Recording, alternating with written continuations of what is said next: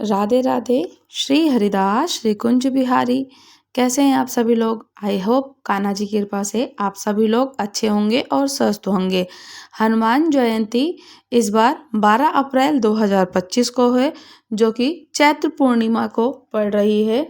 और चैत्र की पूर्णिमा में ही बैसाख का स्नान भी स्टार्ट हो जाएगा, जो कि पूर्णिमा समाप्त होते ही और वैशाख का स्नान भी प्रारंभ हो जाएगा। और सत्यव्रत की कथा, जो कि चैत्र के सत्यव्रत की कथा 12 अप्रैल को ही रखी जाएगी। सत्यव्रत का व्रत काफ़ी व्यक्तिजन जो करते हैं और बहुत अच्छा फलदायक है। कहते हैं कि सत्यव्रत का व्रत करने से ये महीना जो कि प्रारंभ होता है वैशाख का, तो ये भगवान विष्णु जी को ही समर्पित किया जाता है। और हनुमान जयंती जो आ रही है ये चैत्र की पूर्णिमा वाले दिन ही है। और सत्यव्रत की कथा जो है ये भी चैत्र में ही पड़ेगी, चैत्र पूर्णिमा वाले दिन ही। जब ये दोनों समाप्त होंगे तो वैशाख का स्नान प्रारंभ हो जाएगा। वैशाख का स्नान इस महीने में पुण्य फल की प्राप्ति देने वाला, जैसे कि कार्तिक का स्नान होता है ऐसे ही वैशाख का स्नान भी है। तो आइए जानते हैं सत्यव्रत की कथा। भगवान श्री सत्यनारायण जी की कथा, जो कि पूरी संपूर्ण कथा है। शास्त्रों में बताया जाता है कि सत्यनारायण का व्रत करने से और पाठ करने से व्यक्ति को 1000 यज्ञ के बराबर पुण्य फल की प्राप्ति होती है। और सत्यनारायण भगवान व्रत की कथा में भगवान विष्णु जी के सत्य स्वरूप के बारे में ही बताया जाता है। तो इस व्रत का पाठ करने से घर में सुख समृद्धि हमेशा बनी ही रहती है और भगवान विष्णु जी की कृपा सदैव हम पर बनी रहती है। तो सत्यव्रत की कथा का अध्याय आरंभ करते हैं और जानते हैं पूर्ण कथा। एक समय की बात है, नैमिष पुराण तीर्थ में सोनक आदि 88,000 ऋषियों ने सूत जी से पूछा कि हे प्रभु, इस कलयुग में वेद विद्या रहित मनुष्य को प्रभु भक्ति किस प्रकार मिल सकती है और उनका उद्धार कैसे होगा? तो हे मुनि श्रेष्ठ, कोई ऐसा तप बताइए जिससे थोड़े समय ही पुण्य मिले और मनवांछित फल की भी मिल जाए। इस प्रकार की कथा सुनने से हम इच्छा रखते हैं कि सर्व शास्त्रों के ज्ञाता सूत जी बोले कि हे वैष्णवों, मैं पूज्य आप सभी ने प्राणियों के रहित की बात पूछी है, तो इसलिए मैं एक ऐसे श्रेष्ठ व्रत को आप लोगों को बताऊंगा जिसे नारद जी ने लक्ष्मी नारायण जी से पूछा था। और लक्ष्मीपति मणि श्रेष्ठ तो नारद जी से कहा था। तो आप भी इसे ध्यान पूर्वक से सुनिएगा। एक समय की बात है, योगी राज नारद जी दूसरों के हित के लिए, इच्छा के लिए अनेकों लोकों में घूमते हुए मृत्यु लोक में आ पहुंचे। और यहाँ उन्होंने अनेक योनियों में जन्म सभी मनुष्यों को अपने कर्मों के द्वारा उनको दुखों से पीड़ित देखा। उनका दुख देख नारद जी सोचने लगे कि कैसा यत्न किया जाए जिसके करने से निश्चित रूप से मानव के दुखों का अंत हो जाए। और इसी विचार पर मनन करते हुए विष्णु लोक में गए और वहां देवों के देव नारायण की स्तुति करने लगे, जिनके हाथों में शंख चक्र गदा और पद्म था। तो गले में वरमाला भी पहने हुए थे। स्तुति करते हुए नारद जी से बोले, हे भगवान, आप अत्यंत शक्ति से संपन्न हैं, मन तथा वाणी भी आपको नहीं पा सकती है। आपका यदि मध्य और अंत नहीं है तो निगुण स्वरूप सृष्टि के कारण भक्तों को दुख को दूर करने वाले हैं। आपको मेरा नमस्कार है। तो नारद जी की स्तुति सुन विष्णु भगवान बोले, हे मुनि श्रेष्ठ, आपके मन में क्या बात है? आप किस काम के लिए पधारे हैं? आप निसंकोच कहिए। इस पर नारद जी बोले कि मैं मृत्यु लोक में अनेक योनियों में जन्म मनुष्य अपने कर्मों के द्वारा उनके दुख से दुखी हो रहे हैं। तो हे नाथ, आप मुझ पर दया रखते हैं तो बताइए कि वे मनुष्य थोड़े प्रयास से ही अपने दुखों से कैसे छुटकारा पा सकते हैं। तो श्री हरिनारायण जी बोलते हैं, हे नारद, मनुष्य की भलाई के लिए तुमने बहुत अच्छी बात पूछी, जिसके करने से मनुष्य मोह से छूट जाता है, वो बात मैं कहता हूँ, उसे सुनो। स्वर्ग लोक व मृत्यु लोक दोनों में एक दुर्लभ उत्तम व्रत है जो पुण्य देने वाला है। आज प्रेमवश होकर मैं तुमसे कहता हूँ, तो श्री सत्यनारायण भगवान की ये व्रत अच्छी तरह विधान पूर्वक करके मनुष्य तुरंत ही यहाँ से सुख भोग कर मरने पर मोक्ष पाता है। तो श्री हरि नारायण जी के वचन सुनकर बोले, उस व्रत का फल क्या है और इसका विधान क्या है? ये व्रत किसने किया था और इस व्रत को किस दिन करना चाहिए?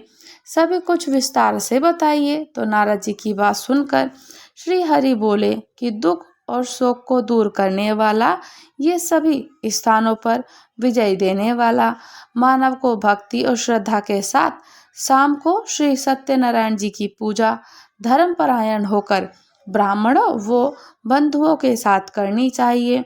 भक्ति भाव से ही नैवेद्य केले के फल और घी, धूप और दूध और आटे का सांवा ले, और गेहूं के स्थान पर साठी का आटा, शक्कर और गुड़ भी ले सकते हैं, और भक्षण योग्य पदार्थों को मिलाकर भगवान का भोग लगाएं। ब्राह्मणों सहित बंधु बांधवों को भी भोजन कराएं। उसके बाद स्वयं भोजन करें। भजन कीर्तन के साथ भगवान में भक्ति में लीन हो जाएं। इस तरह से सत्यनारायण भगवान की ये व्रत करने से मनुष्य की सारी इच्छाएं निश्चिंत रूप से पूरी होती हैं, और इस कलिकाल अर्थात कलयुग में मृत्यु लोक के मोक्ष में यही एक सरल उपाय बताया गया है। कि सत्यनारायण बोलते हैं कि सूत जी बोले कि हे ऋषि, जिसने पहले मैं इस व्रत को किया था उसका इतिहास कहता हूँ, तो ध्यान पूर्वक से सुनना। सुंदर काशीपुरी नगरी में एक अत्यंत निर्धन ब्राह्मण रहता था। भूख प्यास से परेशान वह धरती पर घूमता रहता था। ब्राह्मणों से प्रेम करने वाले भगवान ने एक दिन ब्राह्मण का वेश धारण कर उसके पास जाकर पूछा, हे विप्र, नित्य दुखी होकर तुम पृथ्वी पर क्यों घूमते हो? दीन ब्राह्मण बोला, मैं निर्धन ब्राह्मण हूँ, भिक्षा के लिए धरती पर घूमता हूँ। हे भगवान, यदि आप इसका कोई उपाय जानते हो तो बताइए। तो वृद्ध ब्राह्मण कहता है कि सत्यनारायण भगवान का मनोवांछित फल देने वाला, इसलिए तुम उनका पूजन करो। इसे करने से मनुष्य सभी दुखों से मुक्त हो जाता है। वृद्ध ब्राह्मण बनकर आए सत्यनारायण भगवान उस निर्धन ब्राह्मण को व्रत का सारा विधान बताकर अंतर्ध्यान हो गए। ब्राह्मण मन ही मन सोचने लगा कि जिस व्रत को वृद्ध ब्राह्मण करने का कह गया है, मैं उसे जरूर करूंगा। ये निश्चय करने के बाद उसे रात में नींद नहीं आई। वह सवेरे उठकर सत्यनारायण भगवान के व्रत का निश्चय किया और भिक्षा के लिए चला गया। उस दिन निर्धन ब्राह्मण को भिक्षा में बहुत धन मिला, जिसे उसने बंधु और बांधवों के साथ मिलकर सत्यनारायण भगवान का व्रत संपन्न किया। और भगवान सत्यनारायण का व्रत संपन्न करने के बाद वह निर्धन ब्राह्मण सभी दुखों से छूट गया और अनेक प्रकार की संपत्तियों से युक्त हो गया। उसी समय से यह ब्राह्मण हर माह इस व्रत को करने लगा। इस तरह से सत्यनारायण भगवान के व्रत को जो मनुष्य करेगा वह सभी प्रकार के पापों से छूटकर मोक्ष को प्राप्त हो जाएगा। जो मनुष्य इस व्रत को करेगा वह सभी दुखों से मुक्त भी हो जाएगा। तो सूत जी बोले कि इस तरह से नारद जी से नारायण जी ने कहा, सत्यनारायण व्रत करने में मैंने तुमसे कहा, हे विप्र, मैं अब और क्या कहूँ? तो ऋषि बोले, हे मुनिवर, संसार में उस विप्र से सुनकर किस किस ने इस व्रत को किया, हम इस बात को सुनना चाहते हैं, इसलिए हमारे मन में श्रद्धा का भाव है। तो सूत जी बोले, हे मुनि, जिसने इस व्रत को किया वह सब सुनो। एक समय वही विप्र धन और ऐश्वर्य के अनुसार अपने बंधु बांधवों के साथ इस व्रत को करने को तैयार हुआ। उसी समय एक लकड़ी बेचने वाला बूढ़ा आदमी आया और लकड़ियां बाहर रखकर अंदर ब्राह्मण के घर में गया। प्यास से दुखी वह लकड़हारा उनको व्रत करते देख विप्र को नमस्कार कर पूछने लगा कि आप क्या कर रहे हैं। उन्होंने बताया कि व्रत कर रहा हूँ, इसे करने से क्या फल मिलेगा, कृपया मुझे भी बताइए। तो ब्राह्मण ने कहा कि सब मनोकामनाओं को पूरा करने वाले सत्यनारायण भगवान का व्रत है और इनकी कृपा से ही मेरे घर में धन धान्य आदि की वृद्धि हुई है। तो विप्र ने सत्यनारायण के व्रत के बारे में जानकर लकड़हारा बहुत खुश हुआ और चरणामृत लेकर प्रसाद खाने के बाद वह अपने घर आया। लकड़हारे ने अपने मन में संकल्प किया कि आज लकड़ी बेचने से जो धन मिलेगा उसे सत्यनारायण भगवान जी का उत्तम व्रत करूंगा। और मन में इस विचार को ले बूढ़ा आदमी सर पर लकड़ियां रख उस नगर में बेचने गया जहां धनी लोग ज्यादा रहते थे। उस नगर में उसने अपनी लकड़ियों का दाम पहले से 4 गुना अधिक मिला। बूढ़ा प्रसन्न हो गया और दाम लेकर केले, शक्कर, घी, दूध, दही और गेहूं का आटा लेकर सत्यनारायण भगवान जी के व्रत की अन्य सामग्री लेकर अपने घर आया और वह अपने बंधु बांधवों को मिलाकर विधि विधान से सत्यनारायण भगवान जी का पूजन किया और व्रत किया। इस व्रत के प्रभाव से वह बूढ़ा लकड़हारा धन और पुत्र आदि से युक्त होकर संसार के समस्त सुख भोग अंतकाल में बैकुंठ धाम चला गया। तो इसी प्रकार से सूत जी बोले कि हे श्रेष्ठ मुनि, अब आगे की कथा कहो। तो पहले समय में उल्का मुख नाम का एक बुद्धिमान राजा था। वह सत्यवक्ता और जितेंद्रिय था। तो प्रतिदिन देव स्थानों पर जाता और निर्धनों को धन देकर उनके कष्ट दूर कर देता। उसकी पत्नी कमल के समान मुख वाली सती साध्वी थी। भद्रशिला नदी के तट पर उन दोनों ने सत्यनारायण भगवान का व्रत किया। उसी समय साधु नाम का एक वैश्य आया। उसके पास व्यापार करने के लिए बहुत सा धन भी था। राजा को व्रत करते देख वह विनय के साथ पूछने लगा कि हे राजन, भक्ति भाव से पूर्ण होकर आप ये क्या कर रहे हैं? मैं सुनने की इच्छा रखता हूँ, तो आप मुझे बताइए। तो राजा बोले, हे साधु, अपने बंधु बांधवों के साथ और पुत्र आदि के साथ प्राप्ति के लिए महाशक्तिमान श्री सत्यनारायण भगवान की व्रत का पूजन कर रहा हूँ। राजा के वचन सुन साधु आदर से बोला कि हे राजन, मुझे इस व्रत का सारा विधान कहिए। आपके कथा के अनुसार मैं इस व्रत को करूँगा। मेरी भी संतान नहीं है। इस व्रत को करने से निश्चित रूप से मुझे संतान की प्राप्ति होगी। और राजा से व्रत का सारा विधान सुन व्यापार से निवृत्त हो अपने घर आया। साधु वैश्य ने अपनी पत्नी को संतान देने वाले इस व्रत का वर्णन कह सुनाया। जब मेरी संतान होगी तब मैं इस व्रत को रखूंगा। तो साधु ने इस तरह के वचन अपनी पत्नी लीलावती से कहे। एक दिन लीलावती की पत्नी पति के साथ आनंदित हो सांसारिक धर्म में प्रवृत्त होकर सत्यनारायण भगवान की कृपा से गर्भवती हो गई। 10वें महीने में उसके गर्भ से एक सुंदर कन्या का जन्म हुआ। दिनों दिन वह ऐसे बढ़ने लगी कि जैसे शुक्ल पक्ष का चंद्रमा बढ़ रहा हो। माता पिता ने अपनी कन्या का नाम कलावती रखा। एक दिन लीलावती ने मीठे शब्दों से अपने पति को याद दिलाया कि सत्यनारायण भगवान के जिस व्रत को करने का संकल्प लिया था उसे करने का अब समय आ गया है। आप इस व्रत को करिए। तो साधु बोला, हे प्रिय, इस व्रत को मैं उसके विवाह पर करूंगा। तो इस प्रकार अपनी पत्नी को आश्वासन देकर वह नगर को चला गया। कलावती पिता की घर में रहकर वृद्धि को प्राप्त हो गई। तो साधु ने एक बार नगर में अपनी कन्या की सखियों के साथ देखा तो तुरंत ही वे दूत को बुलाया और कहा कि मेरी कन्या के योग्य वर दिखाओ। तो साधु की बात सुनकर दूत कंचन नगर में पहुंचा और वहां देखभाल कर लड़की के सुयोग वाणिक पुत्र को ले आया। सुयोग लड़के को देख साधु ने बंधु बांधवों को बुलाकर अपनी पुत्री का विवाह करा दिया। लेकिन दुर्भाग्य की बात है कि साधु ने अभी भी सत्यनारायण भगवान का व्रत नहीं किया। इस पर भगवान क्रोधित हो गए और श्राप दिया कि साधु को अत्यधिक दुख मिले। अपने कार्य में कुशल साधु बनिया जमाई को लेकर समुद्र के पास स्थित होकर रत्नासारपुर नगर में पहुंचा। वहां जाकर दामाद ससुर दोनों मिलकर चंद्रकेतु राजा के नगर में व्यापार करने लगे। एक दिन भगवान सत्यनारायण की माया एक चोर राजा का धन चुराकर भाग रहा था। उसने राजा के सिपाहियों को अपना पीछा करते देख चुराया हुआ धन वहां रख दिया जहां साधु और अपने जमाई के साथ ठहरा हुआ था।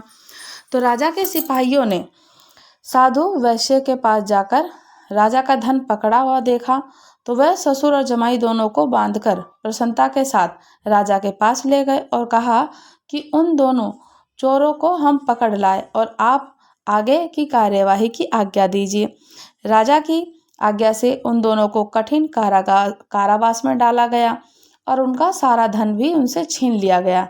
सत्यनारायण भगवान के श्राप से साधु की पत्नी भी बहुत दुखी हुई। घर में जो धन रखा था उसे चोर चुरा कर ले गए। शारीरिक और मानसिक पीड़ा, भूख प्यास, अति दुखी होकर के अन्न से चिंता और कलावती ब्राह्मण के घर गई। वहां उसने सत्यनारायण भगवान का व्रत होते देखा और कथा भी सुनी और प्रसाद ग्रहण किया। रात को घर वापस आई।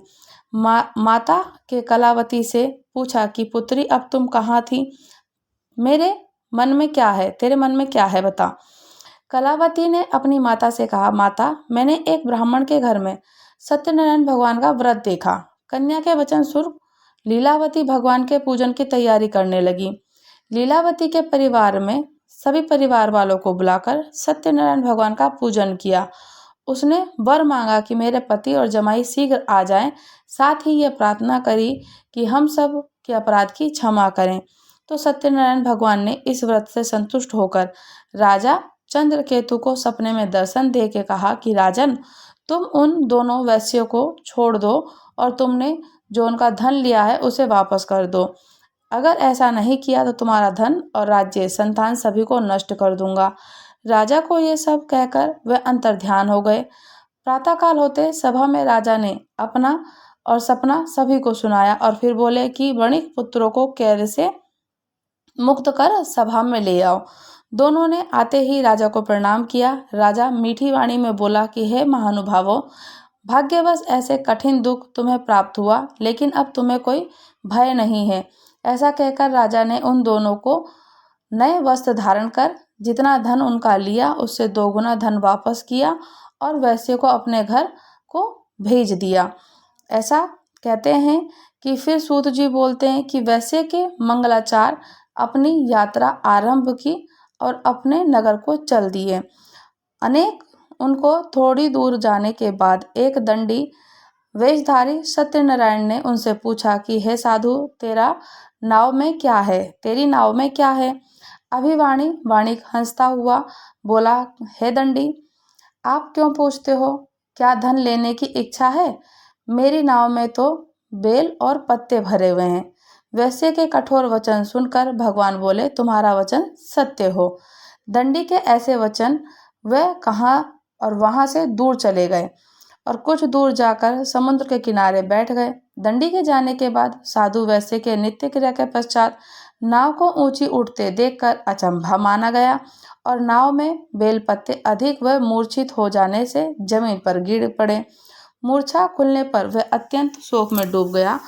तब उसका दामाद बोला कि आप शोक ना मनाएं, ये दंडी का शाप है, इसलिए हमें इनकी शरण में जाना चाहिए, तभी हमारी मनोकामना पूरी होगी। दामाद की बात सुनकर वह दंडी के पास पहुंचा, अत्यंत भक्तिभाव नमस्कार कर बोला, मैंने आपसे जो असत्य वचन कहे उनके लिए मुझे क्षमा कर दीजिए। ऐसा कहकर महान शोकातुर होने के कारण रोने लगा और दंडी भगवान बोले कि हे वणिक पुत्र, मेरी आज्ञा के बराबर तुम्हें दुख प्राप्त हुआ तो तू मेरी पूजा से विमुख हुआ। साधु बोला, हे भगवान, आपकी माया से ब्रह्मा आदि देवता के रूप को नहीं जानते, तब मैं अज्ञानी कैसे जान सकता हूँ? आप प्रसन्न होइए, अब मैं सामर्थ्य के अनुसार आपकी पूजा करूँगा। मेरे को क्षमा और मेरी रक्षा कीजिए। पहले के समान नौका में धन भर दीजिए। साधु के वेश के भक्तिपूर्वक वचन सुनकर भगवान प्रसन्न हो गए। उसकी इच्छा के अनुसार वरदान देकर अंतर्ध्यान हो गए। ससुर और जमाई नाव पर आए तो धन से भरी हुई वही नौका थी और साथियों के साथ मिलकर सत्यनारायण भगवान का पूजन कर अपने नगर को चल दिए। जब नगर के नजदीक पहुंचे तो दूत को घर पर खबर करने के लिए भेज दिया गया। दूत साधु को पत्नी को प्रणाम करते कहता है कि मालिक अपने दामाद सहित नगर के निकट आ गए हैं। दूत की बात सुनकर साधु की पत्नी लीलावती ने बड़े हर्ष के साथ सत्यनारायण भगवान का पूजन कर अपनी पुत्री कलावती से कहा कि मैं अपने पति के दर्शन को जाती हूँ, तू कार्य पूर्ण कर और शीघ्र आ जा। माता के ऐसे वचन सुन कलावती जल्द से प्रसाद छोड़ अपने पति के पास चली गई और प्रसाद की अवज्ञा के कारण सत्यनारायण भगवान रुष्ट हो गए। नाव के साथ पत्नी और पति को पानी में डुबा दिया तो कलावती अपने पति को वहां ना पाकर रोती हुई जमीन पर गिर पड़ी। नौका को डूबा हुआ देख वे कन्या तो रोते हुए देख साधु दुखी होकर बोला कि प्रभु, मुझसे तेरे परिवार में जो भूल हुई है और उसे क्षमा कर दे। साधु के दीन वचन सुनकर सत्यनारायण भगवान प्रसन्न हो गए और आकाशवाणी हुई कि साधु, तेरी कन्या मेरे प्रसाद को छोड़कर आई है, इसलिए उसका पति अदृश्य हो गया है। यदि वह घर जाकर प्रसाद खाकर लौटती है तो उसका पति अवश्य मिलेगा। ऐसी आकाशवाणी सुनकर कलावती घर पहुंचकर प्रसाद खाती है और फिर आकर अपने पति के दर्शन करती है। इसके बाद साधु अपनी पत्नियों के साथ और अपनी बेटी के साथ इस सत्यनारायण भगवान की विधि विधान से पूजा करता है और इस लोक का सुख भोगता है। तो सूत जी बोले, हे ऋषि, मैं और भी एक कथा सुनाता हूँ, उसे ध्यानपूर्वक से सुनो। प्रजापालन में लीन तुंगध्वज नाम का एक राजा था। उसने भी भगवान का प्रसाद त्याग कर बहुत ही दुख सहन किया। तो अब एक बार वह वन जाकर वन्य पशु को मारकर वह बड़े पेड़ के नीचे आ गया। वहां उसने ग्वालों को भक्तिभाव से अपनी बंधुओं के सहित सत्यनारायण भगवान का पूजा करते हुए देखा। तो अभिमानवश राजा ने उन्हें देखकर पूजा का स्थान नहीं गया और ना ही उसने भगवान को नमस्कार किया। तो ग्वालों ने राजा को प्रसाद दिया, लेकिन उन्हें वह प्रसाद नहीं खाया। राजा ने प्रसाद को वहीं छोड़ दिया और अपने नगर को चला आया। जब वह नगर पहुंचा तो वहां सब कुछ तहस नहस हो गया। वो शीघ्र ही समझ गया कि ये सब भगवान की ही है लीला और वह दोबारा ग्वालों के पास विधि पूर्वक गया और प्रसाद खाया। तो सत्यनारायण भगवान ने कृपा से सब कुछ पहले जैसा कर दिया। दीर्घ काल तक सुख भोगने के बाद मरणों के उपरांत स्वर्गलोक की प्राप्ति हुई। जो मनुष्य परम दुर्लभ इस व्रत को करेगा, भगवान सत्यनारायण की अनुकंपा से धन धान्य की प्राप्ति होगी, निर्धन धनी हो जाएगा, भयमुक्त जीवन जीता रहेगा, संतानहीन मनुष्य को संतान सुख मिलेगा और सारे मनोरथ पूर्ण होंगे। मानव अनंत काल तक वैकुंठ धाम में जाएगा। और सूत जी बोले, जिन्होंने पहले इस व्रत को किया है, अब उनके दूसरे जन्म की कथा सुनाता हूँ। तो व्रत सतानंद ब्राह्मण ने सुदामा का जन्म लेकर मोक्ष की प्राप्ति की। लकड़हारे ने अगले जन्म में निषाद बनकर मोक्ष की प्राप्ति की। उल्कामुख नाम का राजा दशरथ होकर बैकुंठ में गए और साधु का नाम जो था वैश्य ने मोरध्वज बनकर अपने पुत्र को आरे से चीरकर मोक्ष पाया। तो महाराज तुंगध्वज ने स्वयंभू होकर भगवान में भक्ति युक्त होकर मोक्ष को पाया। तो इसी प्रकार से सभी लोगों को व्रत किया और पूर्ण व्रत किया। इससे सत्यनारायण भगवान इतने प्रसन्न हुए कि उन्होंने भोग और मोक्ष दोनों ही मनवांछित फल की प्राप्ति दी। तो इसी प्रकार से सत्यनारायण व्रत की कथा संपूर्ण हुई। तो बोलिए सत्यनारायण भगवान की जय हो। भगवान, हमसे जो भी गलती हुई हो तो हमें क्षमा कीजिएगा। हमसे जाने अनजाने व किसी कारणवश कोई भूल हो तो हमें क्षमा कीजिए। हम क्षमा प्रार्थी हैं और सत्यनारायण का व्रत करने से हमें पूर्ण फल की, मनोवांछित फल की प्राप्ति होती है। भगवान निसंतान दंपति को संतान देते हैं, मन में जो भी अभिलाषा हो उसको पूर्ण करते हैं। तो इसी प्रकार से चैत्र माह के सत्यनारायण की व्रत की कथा, जो कि महीने में एक बार आती ही आती है, तो वो हम सभी लोगों को करनी ही चाहिए। आप अपने मन की अभिलाषा भगवान विष्णु जी को जो समर्पित किया जाता है, वो सत्यनारायण भगवान का, जिसमें कि सत्य स्वरूप के ही बारे में जानकारी मिलती है, सभी लोगों को करना चाहिए। और 12 अप्रैल को ही हनुमान जयंती भी मनाई जाएगी। 12 अप्रैल से ही वैशाख का स्नान भी प्रारंभ हो जाएगा, जो कि बहुत सुंदर भगवान विष्णु जी को समर्पित किया जाता है और भगवान जी को ये महीना बहुत प्रिय है। इस दिन दान पुण्य करने से हम लोगों को मोक्ष की प्राप्ति होती है। जैसे कि भगवान को कार्तिक का महीना सबसे प्रिय है, इसी प्रकार से वैशाख का स्नान भी करना चाहिए। और आप सभी लोगों अगर हमारे चैनल पर नए हैं तो चैनल को सब्सक्राइब करना ना भूलें और लाइक कीजिए, शेयर कीजिए, सब्सक्राइब कीजिए, कमेंट कीजिए, प्यारे प्यारे से अच्छे अच्छे से कमेंट करते रहिए। और आप लोग कमेंट करते हैं तो मुझे मोटिवेशन मिलता है, अच्छा लगता है कि आप लोग हमसे कुछ भी जानकारी जो पाते हैं और जो भी आप लोग मुझसे पूछते हैं तो मैं उस चीज़ को पूर्ण बताने की कोशिश करती हूँ कि मन में किसी चीज़ का भी जो संशय चल रहा होता है तो वो हम लोगों को जानना बहुत ज़रूरी है। मैं ये हमेशा कहती हूँ कि आप लोगों को अपने ठाकुर जी से रिलेटेड जो भी चर्चाएं करनी है, बतानी है, उनके चमत्कार, लीलाएं, कथाएं, तो आप मुझे कमेंट्स के थ्रू बता सकते हैं। वो बात हम लोग वीडियो के थ्रू रखेंगे। और अच्छा लगता है कि आप लोग, मुझे पता है कि हर घर में ठाकुर जी हैं और हर घर में ठाकुर जी की बाल स्वरूप की लीला और उनके बाल स्वरूप की पूजा होती ही होती है। और उनके काफ़ी चमत्कार हैं, उनका काफ़ी अनुभव है जो हमें नित्य प्रतिदिन होता ही है, क्योंकि ठाकुर जी हमारे साथ हैं तो हम लोगों को पता चलता है। और महादेव पिता हैं, ठाकुर जी हैं, वो अपनी प्रेजेंस हमें हमेशा फील कराते हैं क्योंकि वो हमारे साथ हैं। और जब हम उनके चरणों के उनके श्री जी के चरणों के, महादेव पिता जी के, चाहे आपके जो भी इष्ट हों, आप जिन्हें भी मानते हों, तो वो अपनी प्रेजेंस फील जरूर कराते हैं कि आपके वो इर्द गिर्द रहते ही हैं।